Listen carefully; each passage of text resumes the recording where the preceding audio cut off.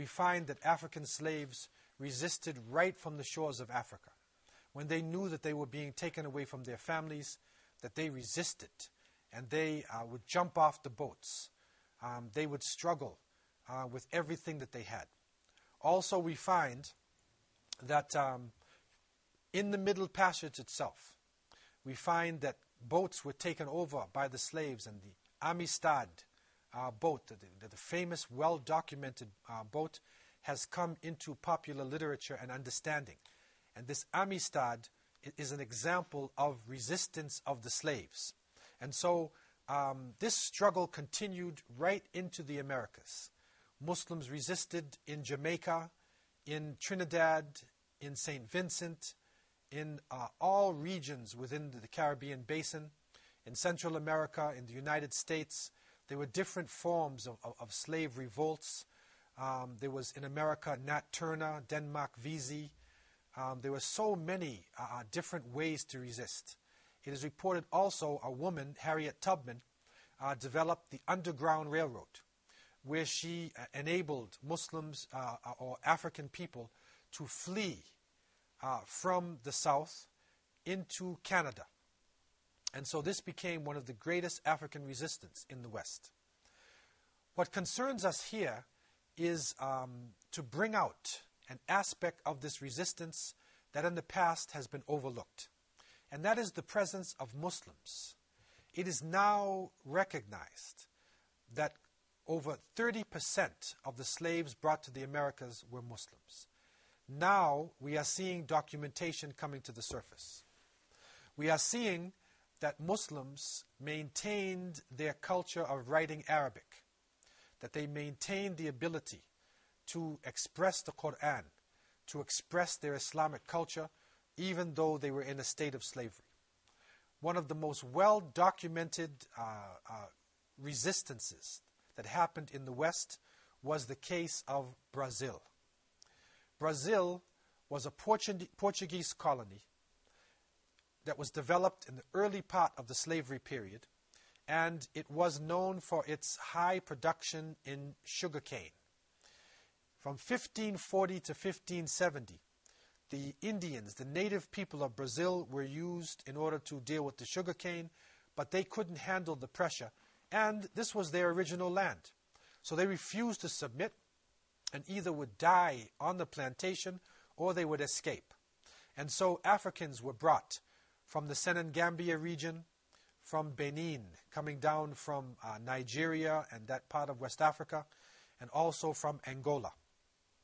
From the Senegambia region, there came the Wolof, the Mandinka, who had the very strong traditions within Islam, where you had great mujahideen, great strugglers in West Africa. Also from Benin, there were Hausa slaves, there were Ashanti, and there were Yoruba. And a sizable number of the Brazilian slaves also were in a state of Islam. They were described by the Portuguese as exceedingly spirited and resolute.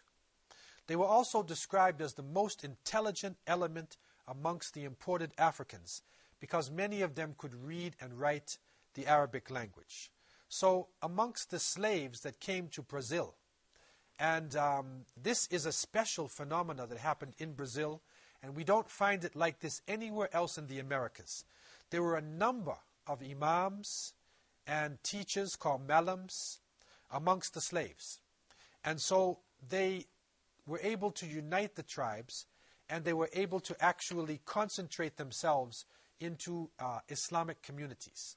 The main section of the Muslim population in Brazil was a province called Bahia. And in the Bahia section, the Muslims were well known for their personalities and the way that they conducted themselves. It is said that the Muslims would get up early in the morning, they would go to bed early, they lived a quiet life, they were very reserved in their conversations, they lowered their gaze, restrained their glances, they did not lie, they did not drink alcohol, they practiced polygamy, they had more than one wife. But one interesting aspect about the Muslims there, and it shows the strength of the Imams, they did not allow the men to beat their wives. And so from that, a culture develops, a culture of justice develops, and the women within the Islamic community of Brazil were powerful also and involved in the struggle. The Imams and the Malams, the teachers, were able to carry out the different Islamic rituals. They carried on the ceremonies of birth, of marriage, of janazah. They developed an independent system of thinking. And from this independent thinking, a type of collective leadership developed.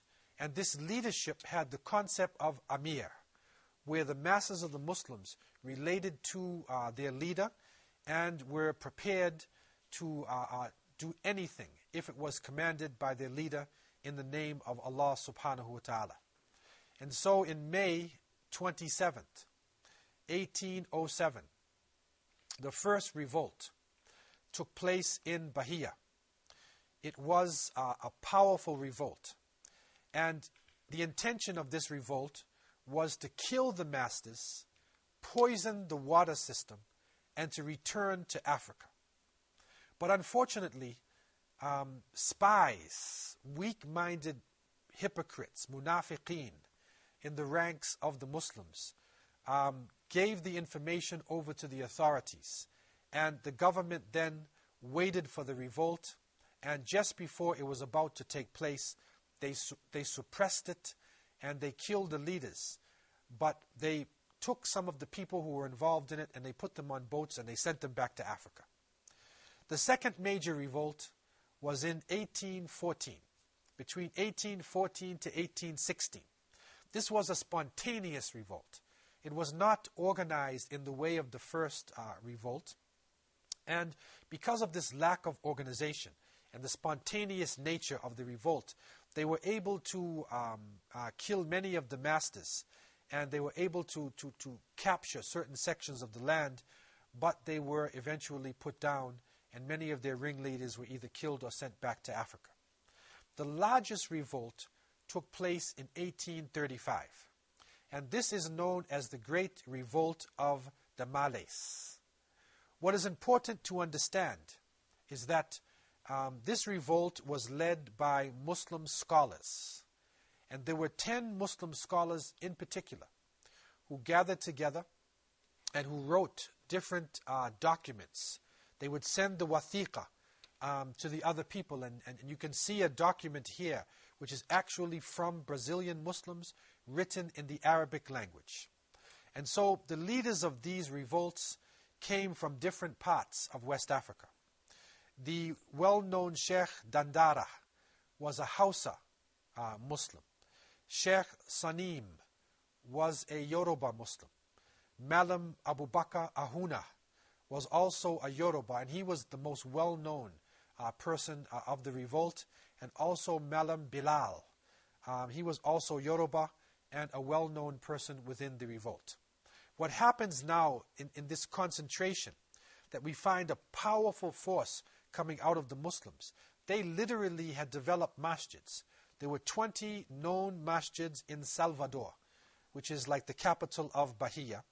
And they gathered together within the masjids, and they established special meeting places, like diwans, or special places where they would gather together in order to discuss the revolt.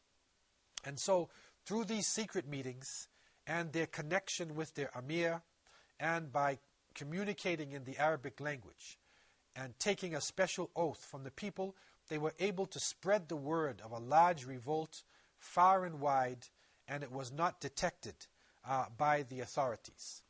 They chose Ramadan as the date of the revolt. And but unfortunately, again, munafiqeen came into the picture, and they informed the government authorities about this upcoming major revolt of the Malays that was to take place. Even so, a strong fight continued, and the Muslims were able to take the struggle all throughout the countryside.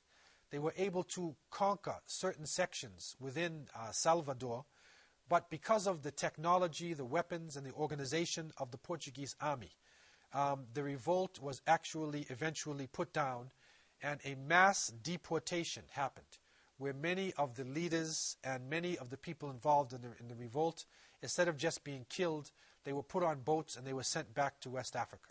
And it is interesting today that in Lagos, in Nigeria, you can pray in a Brazilian masjid. So you can make your salat in a mosque that was built by Brazilian Muslims who were captured, struggled for their independence, and eventually returned to West Africa, and they built masjids within a major West African city. What this revolt showed was the fact that even under the most difficult circumstances, Islam was able to unite different tribal groupings. It also showed the spirit of struggle that Muslims were maintaining, especially those who were reading directly into the Book of Allah and following the Sunnah traditions of the Prophet Muhammad, peace and blessings be upon him. These revolts that are happening in the early part of the 19th century, the ones that are happening in the 1814 and then going up to 1835, they coincide with the great Hausa Fulani revolutions that were going on in West Africa. Sheikh Uthman Den Fodio, rahimahullah, of Sokoto, of northern Nigeria and Hausa land, was a great scholar who succeeded in uniting his people and overthrowing the authorities in Hausa land and developing an Islamic state of over 250,000 square kilometers. So the spirit of the Sheikh coming out of his literature and the people who were captured and unfortunate in slavery still showed out, even though they were thousands of miles away in Brazil. And so today when you see a Brazilian and you see the spirit that they have, and the young people are watching the Brazilians in soccer and they see the strong spirit, recognize that a good percentage of Brazil are Muslims, and there are hundreds of people who are coming into Islam today in Brazil. I leave you with this new gem of wisdom that has come forward from the untold stories of history. Assalamu alaikum wa rahmatullahi wa barakatuh.